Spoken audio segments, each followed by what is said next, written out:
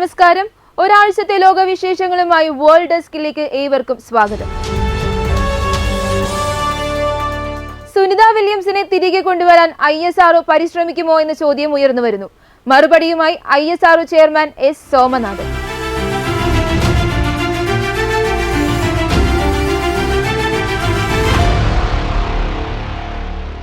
Indian വംശജയും American ബഹിരാകാശ യാത്രികയുമായ സുനിത വില്യംസിന്റെയും സഹയാത്രികൻ മുച്ച് വിൽമോറിന്റെയും തിരിച്ചുവരവിനെ കുറിച്ച് കഴിഞ്ഞ ദിവസം നാസ പ്രതികരിച്ചിരുന്നു. എന്നാൽ ഇപ്പോൾ സുപ്രധാനമായ ഒരു ചോദ്യം ഉയർന്നു വന്നിരിക്കുകയാണ്. സുനിത വില്യംസിന്റെയും വിൽമോറിന്റെയും തിരിച്ചുവരവിന് ISRO പരിശ്രമിക്കുമോ എന്നാണ് ചോദ്യങ്ങൾ ഉയർന്നു വരുന്നത്. ഇതിനുള്ള മറുപടി ISRO ചെയർമാൻ എസ് സോമനാഥൻ അറിയിച്ചു. പോഡ്കാസ്റ്റിലൂടെയാണ് അദ്ദേഹം തന്റെ മറുപടി പറഞ്ഞത്. നിലവിലെ സാഹചര്യത്തിൽ ISROയ്ക്ക് സഹായം നൽകാൻ ബുദ്ധിമുട്ടുണ്ടെന്ന് അദ്ദേഹം പറഞ്ഞു. അവരെ ബഹിരാകാശത്ത് ചെന്ന് രക്ഷിക്കാനുള്ള സ്പേസ് ക്രാഫ്റ്റ് ISROയ്ക്ക് ഇല്ലെന്നും ISRO ചീഫ് കൂട്ടിച്ചേർത്തു. ഇപ്പോഴത്തെ സാഹചര്യത്തിൽ റഷ്യയ്ക്കും US-നും മാത്രമേ സുനിതയെയും വിൽമോറിനെയും തിരിച്ചെത്തിക്കുന്നതിൽ അവരെ സഹായിക്കാൻ പറ്റുകയുള്ളൂവെന്ന് സോമനാഥ് വ്യക്തമാക്കി. US-ന്റെ പക്കൽ ക്രൂ ഡ്രാഗണും റഷ്യയുടെ പക്കൽ സോയുസും ഉണ്ടെന്നും ഇതിലേതെങ്കിലും ഉപയോഗിച്ച് ഇരുവരെയും തിരിച്ചെത്തിക്കാമെന്നും അദ്ദേഹം വിശദമാക്കി. സ്റ്റാർ ലൈനറിനും ബഹിരാകാശ യാത്രികർക്കും നിലവിൽ ഗുരുതരമായ പ്രശ്നങ്ങളൊന്നുമില്ലെന്നാണ് കരുതുന്നതെന്നും അദ്ദേഹം കൂട്ടിച്ചേർത്തു. എന്നാൽ കഴിഞ്ഞ ദിവസം ഇറങ്ങിയ റിപ്പോർട്ട് അനുസരിച്ച് സുനിത വില്യംസിന് സ്പേസ് അനീമിയ എന്ന ആരോഗ്യ പ്രശ്നം നേരിടുന്നതായി റിപ്പോർട്ടുകൾ വരുന്നു. ബോയിങ് സ്റ്റാർ ലൈനർ ബഹിരാകാശ പേടകത്തിന്റെ സാങ്കേതിക പ്രശ്നമാണ് തിരിച്ചുവരവിന് തടസ്സമാകുന്നത്. ഇരുവരുടെയും മടക്കയാത്രയ്ക്ക് സ്റ്റാർ ലൈനർ സുരക്ഷിതമല്ല എന്ന് നാസ അറിയിച്ചു. അതിനാൽ സെപ്റ്റംബർ ആദ്യത്തോടെ സ്റ്റാർ ലൈനർ മാത്രമായി തിരികെ എത്തിക്കാനാണ് നാസയുടെ തീരുമാനം. ഇരുവരുടെയും മടക്കം അടുത്ത വർഷം ഫെബ്രുവരി ആകുമെന്നും നാസ അറിയിച്ചു.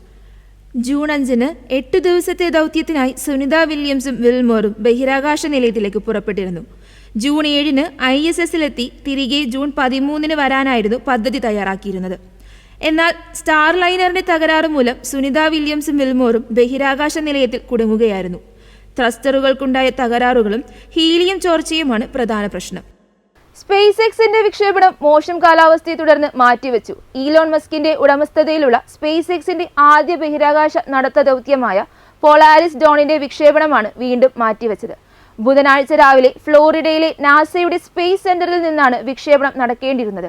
ഇവിടെയും ഹീലിയം ചോർച്ച വില്ലനാകുകയാണ്. ഹീലിയം ചോർച്ചയ്ക്ക് പിന്നാലെ ചൊവ്വാഴ്ച നടക്കേണ്ടിയിരുന്ന വിക്ഷേപണമാണ് ബുധനാഴ്ചത്തേക്ക് മാറ്റിയിരുന്നത്. എന്നാൽ കാലാവസ്ഥ പ്രതികൂലമായതിനാൽ വീണ്ടും മാറ്റിവെക്കുകയായിരുന്നു. 21 ഇന്റർനെറ്റ് ഉപഗ്രഹങ്ങളെ ഭ്രമണപഥത്തിൽ എത്തിച്ച ശേഷം തിരിച്ചിറങ്ങിയ ഫാൽക്കൺ 9 റോക്കറ്റ് പരാജയപ്പെടുകയും ചെയ്തിരുന്നു. കടലിൽ നിർത്തിയിട്ട ബാർജിലേക്ക് പതിവ് പോലെ ഇറക്കുന്നതിനിടയിൽ ബൂസ്റ്റർ റോക്കറ്റ് തീപിടിച്ച് കടലിലേക്ക് മറിയുകയായിരുന്നു. കഴിഞ്ഞ 23 തവണയും വിജയകരമായി വീണ്ടും ഉപയോഗിച്ചിട്ടുള്ള റോക്കറ്റിന്റെ പരാജയ കാരണം പഠിച്ചതിനു ശേഷം മാത്രമേ പോളാരിസ് ഡൗൺ ദൗത്യം നടത്തുകയുള്ളൂ. കൂടാതെ അനുകൂല സാഹചര്യം ഉണ്ടാകുന്നതുവരെ കാത്തിരിക്കണമെന്നും സ്ഥിതിഗതികൾ നിരന്തരം നിരീക്ഷിച്ചു വരികയാണെന്നും ദൗത്യത്തിന് നേതൃത്വം നൽകുന്നവർ പറയുന്നു. ദൗത്യത്തിൽ മലയാളി ബന്ധമുള്ള അന്ന മേനോനും ഭാഗമാകുന്നുണ്ട് എന്നുള്ളത് ശ്രദ്ധേയമാണ്. സ്പേസ് എക്സിൽ ലീഡ് സ്പേസ് ഓപ്പറേഷൻ എഞ്ചിനീയറാണ് അന്ന മേനോൻ. 4 പേരാണ് ഈ ദൗത്യത്തിൽ പങ്കുവഹിക്കുന്നത്. അന്നയെ കൂടാതെ ജെറേഡ് എസ്ക്മാൻ, അമേരിക്കൻ എയർഫോഴ്സിലെ retired lieutenant colonel Scott Poteet, space എക്സിലെ സീനിയർ സ്പേസ് ഓപ്പറേഷൻ എഞ്ചിനീയറായ സാറ ഗില്ലീസ് എന്നിവരാണ് അന്നയ്ക്കൊപ്പം ഉണ്ടാവുക. ഇതുവരെ മനുഷ്യൻ എത്തിയിട്ടില്ലാത്ത ദൂരത്തിലേക്കാണ് ഇവരെത്തുക. ഇവരിൽ ജെറേഡ് എസ്ക്മാനാണ് മിഷൻ കമാൻഡറും ദൗത്യത്തിന് പണം നൽകുകയും ചെയ്തത്. 1972-ലെ അപ്പോളോ 17 ചാന്ദ്ര ദൗത്യത്തിനു ശേഷം ഇതാദ്യമായാണ് മനുഷ്യൻ ഭൂമിയിൽ നിന്ന് ഇത്രയും ഉയരമുള്ള ഭ്രമണപഥത്തിൽ എത്തുന്നത്. യുക്രൈൻ സന്ദർശനത്തിന് പിന്നാലെ പുടിനുമായി ചർച്ച നടത്തി ഇന്ത്യൻ പ്രധാനമന്ത്രി നരേന്ദ്രമോദി.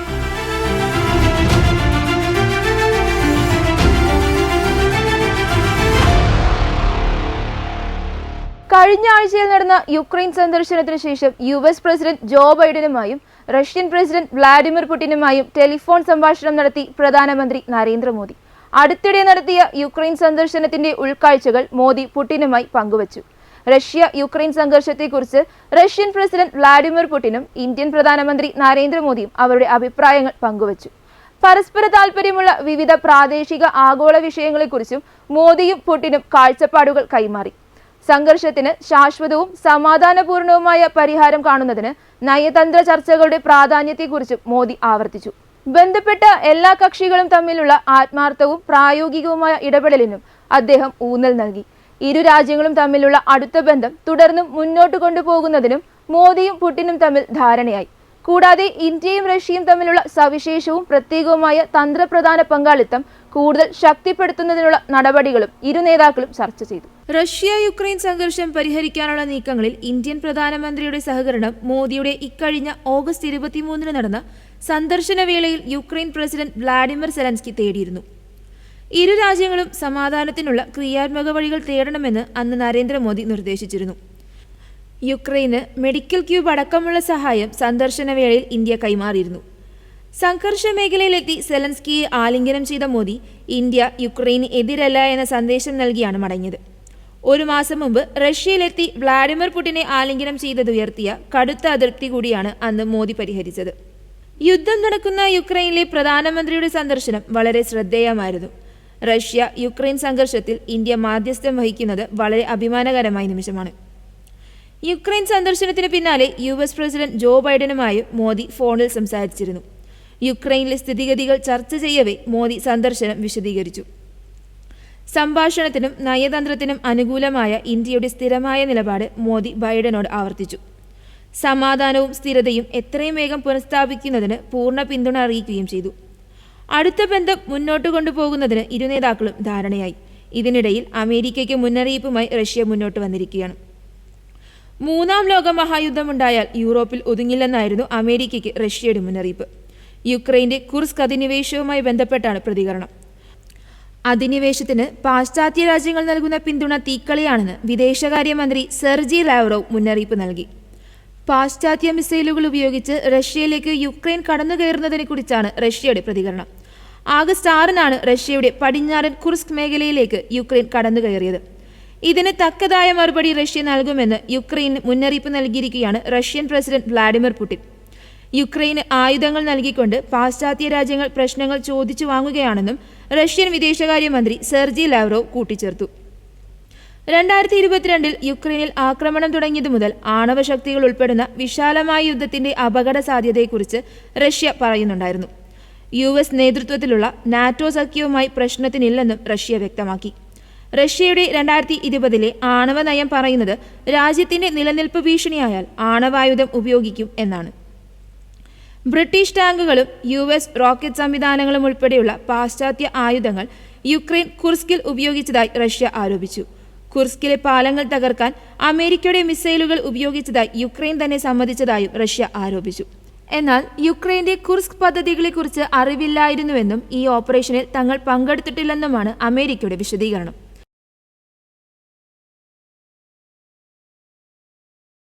ഇതിനു പിന്നാലെ യുക്രൈനിൽ റഷ്യയുടെ മിസൈൽ ഡ്രോൺ ആക്രമണം വീണ്ടും. 4 പേർ മരിച്ചതായും നിരവധി പേർക്ക് പരിക്കേറ്റതായും റിപ്പോർട്ടുകൾ പറയുന്നു. കഴിഞ്ഞ ദിവസം നടന്ന റഷ്യയുടെ ഡ്രോൺ ആക്രമണത്തിൽ 6 പേർ കൊല്ലപ്പെടുകയും യുക്രൈന്റെ ജലവിതരണവും വൈദ്യുതി ബന്ധവും തകർന്നിരുന്നു. റഷ്യൻ ആക്രമണത്തെ അമേരിക്കൻ പ്രസിഡന്റ് ജോ ബൈഡൻ അപലപിച്ചിരുന്നു. ഗാസയ്ക്ക് പുറമെ വെസ്റ്റ് ബാങ്കിലും ആക്രമണം നടത്തി ഇസ്രായേൽ സൈന്യം.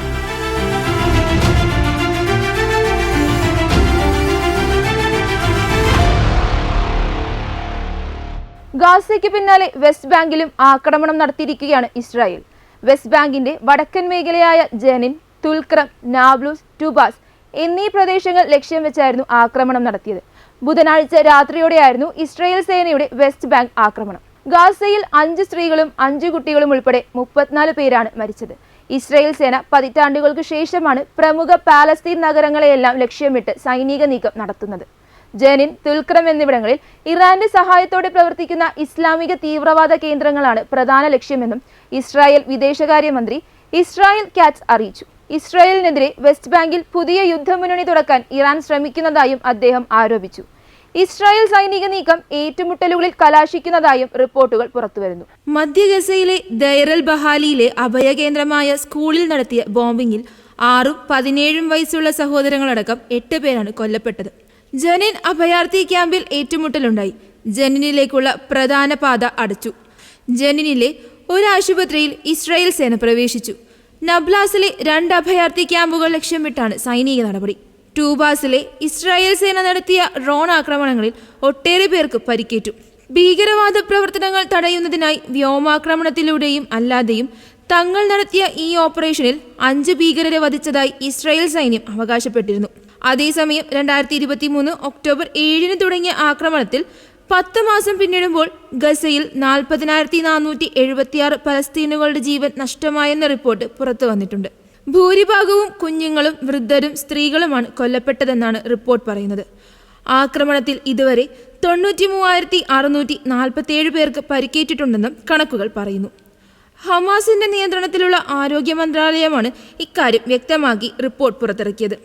അതേസമയം ഗസയിലെ വെടിനിർത്തൽ ചർച്ചകൾ ഊർജിതമാക്കാൻ അമേരിക്ക നീക്കം തുടങ്ങിയതായും റിപ്പോർട്ടുകളുണ്ട്. അടുത്തയാഴ്ച ഖത്തറിൽ വെടിനിർത്തൽ ചർച്ചകൾ പുനരാരംഭിക്കുമെന്നാണ് അമേരിക്ക നൽകുന്ന സൂചന. ഇറാനും ഹൂതികളും ഹിസ്ബുള്ളയും ഇസ്രായേലിനെതിരെ പ്രതികാരം ചെയ്യുമെന്ന് പ്രഖ്യാപിച്ച സാഹചര്യത്തിൽ സ്ഥിതിഗതികൾ മേഖലാ യുദ്ധത്തിലേക്ക് നീങ്ങാനുള്ള സാധ്യതയുണ്ടെന്നാണ് അമേരിക്കൻ വിലയിരുത്തൽ. ഇതോടെയാണ് വെടിനിർത്തൽ ചർച്ചകൾക്കുള്ള നീക്കം വീണ്ടും സജീവമായത്. ഗസ യുദ്ധത്തിന് അറുതി വരുത്താനുള്ള നീക്കമാണ് തുടരുന്നതെന്നാണ് അമേരിക്ക പറയുന്നത്. ഗസയിൽ ഇതുവരെ നടന്ന ആക്രമണങ്ങളിൽ 40,602 പലസ്തീൻകാർ കൊല്ലപ്പെട്ടു. ഗാസയിൽ കുട്ടികൾക്ക് പോളിയോ വാക്സിനേഷൻ നൽകുന്നതിനു വേണ്ടി താൽക്കാലിക വെടിനിർത്തലിനെ സമ്മതിച്ച് ഇസ്രായേൽ.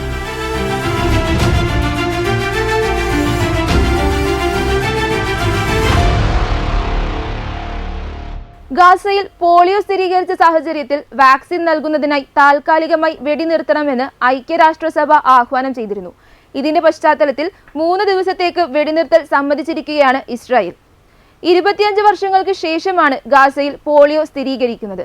ലോകാരോഗ്യ സംഘടന, യൂണിസെഫ് അടക്കമുള്ളവയുമായി ചേർന്ന് വാക്സിനേഷൻ നടത്തുമെന്ന് UNRWA അറിയിച്ചു.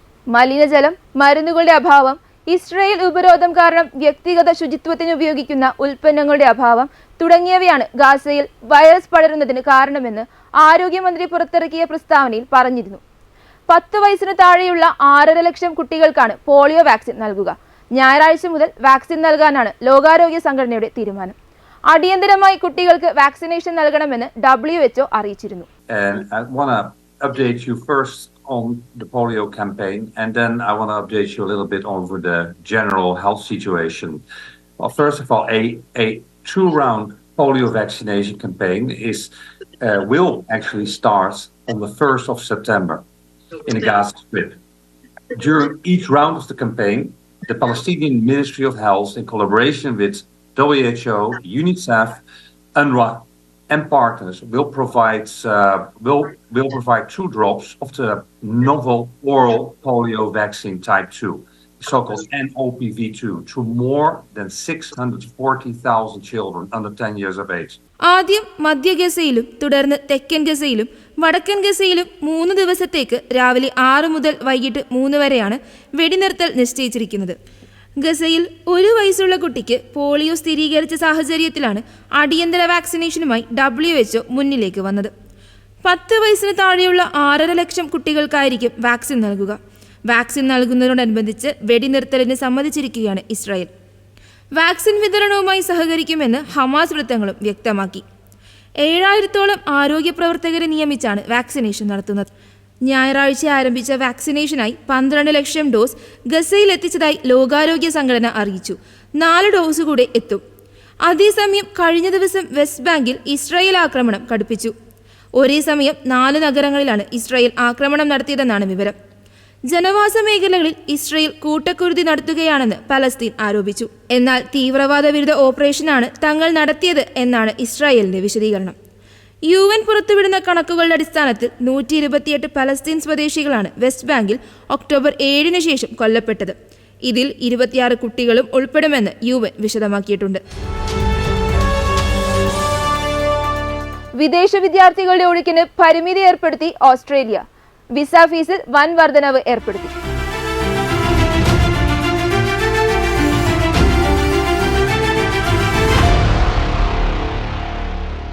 വിദേശ വിദ്യാർത്ഥികളുടെ കുടിയേറ്റത്തിന് നിയന്ത്രണം ഏർപ്പെടുത്തി ഓസ്ട്രേലിയ. 2025 മുതൽ ഓസ്ട്രേലിയയിലേക്ക് വരുന്ന വിദേശ വിദ്യാർത്ഥികളുടെ എണ്ണം 2.7 ലക്ഷമായി പരിമിതപ്പെടുത്താനാണ് തീരുമാനം. വിദേശത്ത് നിന്നുള്ള കുടിയേറ്റം കോവിഡിന് മുമ്പുള്ള സ്ഥിതിയിലേക്ക് എത്തിക്കുക എന്നതാണ് ലക്ഷ്യം. വീട്ടുവാടക കുതിച്ചുയരാൻ കാരണമായ കുടിയേറ്റത്തിന് പിന്നാലെയാണ് വിദേശ വിദ്യാർത്ഥികളുടെ എണ്ണം പരിമിതപ്പെടുത്താനുള്ള തീരുമാനത്തിലേക്ക് ഓസ്ട്രേലിയ എത്തിയത്. ഇത് ഓസ്ട്രേലിയയിൽ ഉന്നത വിദ്യാഭ്യാസത്തിനായി അവസരം കാത്തു നിൽക്കുന്ന നിരവധി ഇന്ത്യൻ വിദ്യാർത്ഥികൾക്ക് വമ്പൻ തിരിച്ചടിയാണ് നേരിട്ടിരിക്കുന്നത്. ഇതിൽ ഭൂരിഭാഗവും മലയാളികളാണ് എന്നുള്ളതാണ് മറ്റൊരു സത്യം. വിദേശ വിദ്യാർത്ഥികളുടെ എണ്ണം ഒറ്റയടിക്കാണ് ഓസ്ട്രേലിയൻ വിദ്യാഭ്യാസ വകുപ്പ് പകുതിയായി കുറച്ചത്. അടുത്ത വർഷം രാജ്യത്തെ പൊതുപണം ഉപയോഗിച്ച് പ്രവർത്തിക്കുന്ന സർവകലാശാലകളിൽ 1.45 ലക്ഷം വിദേശ വിദ്യാർത്ഥികൾക്കും വൊക്കേഷണൽ വിദ്യാഭ്യാസ സ്ഥാപനങ്ങളിൽ 95,000 വിദ്യാർത്ഥികൾക്കും മാത്രമേ പ്രവേശനം നൽകൂവെന്നും ഓസ്ട്രേലിയൻ വിദ്യാഭ്യാസ മന്ത്രി ജെയ്സൺ ക്ലെയർ വ്യക്തമാക്കി. ഇതിനിടയിൽ കാനഡയിലും ഇതേ സാഹചര്യം നിലനിൽക്കുകയാണ്. നേരത്തെയും ഓസ്ട്രേലിയയിലേക്ക് വരുന്ന വിദ്യാർത്ഥികളുടെ എണ്ണം കുറച്ചിരുന്നു. 2022 ഓസ്ട്രേലിയയിൽ പ്രവേശനം നേടുന്ന വിദേശ വിദ്യാർത്ഥികളുടെ എണ്ണം 5.10 ലക്ഷമാക്കി പരിമിതപ്പെടുത്തിയിരുന്നു. കഴിഞ്ഞ വർഷം ഇത് 3.75 ലക്ഷമാക്കി കുറച്ച് വിദ്യാർത്ഥികളുടെ എണ്ണം പരിമിതപ്പെടുത്തുന്നതിനോടൊപ്പം നോൺ റീഫണ്ട് വിസ ഫീസും വർദ്ധിപ്പിച്ചിട്ടുണ്ട്. ഔദ്യോഗിക കണക്കു പ്രകാരം 2022 1 ലക്ഷം ഇന്ത്യൻ വിദ്യാർത്ഥികളാണ് രാജ്യത്തിലെ വിവിധ സർവകലാശാലകളിൽ പ്രവേശനം നേടിയത്. എന്നാൽ 2023 പ്രവേശനം നേടിയത് ഇതിൽ നിന്നും 60% വിദ്യാർത്ഥികളാണ്. 2025 ഫെബ്രുവരിയിൽ പ്രവേശനത്തിന് വേണ്ടി തയ്യാറെടുക്കുന്ന വിദ്യാർത്ഥികളെ ബാധിക്കുന്ന അറിയിപ്പാണിതെന്ന് ഓസ്ട്രേലിയയിലെ കുടിയേറ്റ ഏജന്റ് രജിസ്ട്രേഷൻ അതോറിറ്റി അംഗം സുനിൽ ജഗി പറഞ്ഞു. സർക്കാരിന്റെ ഈ സമീപനത്തിനെതിരെ നിരവധി വിമർശനങ്ങൾ രാജ്യത്തിന്റെ പല കോണുകളിൽ നിന്നും ഉയർന്നു കഴിഞ്ഞു. ഇപ്പോൾ ഓസ്ട്രേലിയ കൂടാതെ കാനഡയിലും ഇതേ സാഹചര്യം നിലനിൽക്കുകയാണ്. നിരവധി വിദ്യാർത്ഥികൾ പുറത്താക്കൽ ഭീഷണി നേരിടുകയാണ്. 70,000-ഓളം വിദേശ വിദ്യാർത്ഥികളാണ് കാനഡയിൽ നിന്ന് പുറത്താക്കപ്പെടൽ ഭീഷണി നേരിടുന്നത്. ഇവരിൽ വലിയൊരു ശതമാനവും ഇന്ത്യക്കാരാണ്. പുറത്താക്കപ്പെടൽ ഭീഷണി നേരിടുന്ന സാഹചര്യത്തിൽ കാനഡയിലും ഭരണകൂടത്തിനെതിരെ വൻ പ്രതിഷേധങ്ങളാണ് രാജ്യത്ത് ഉയർന്നു വരുന്നത്. കുടിയേറ്റ നയങ്ങളിൽ സർക്കാർ നടപ്പാക്കിയ മാറ്റങ്ങളിൽ വിദ്യാർത്ഥികളുടെ വലിയ പ്രതിഷേധമാണ് കാനഡയിൽ അരങ്ങേറുന്നത്.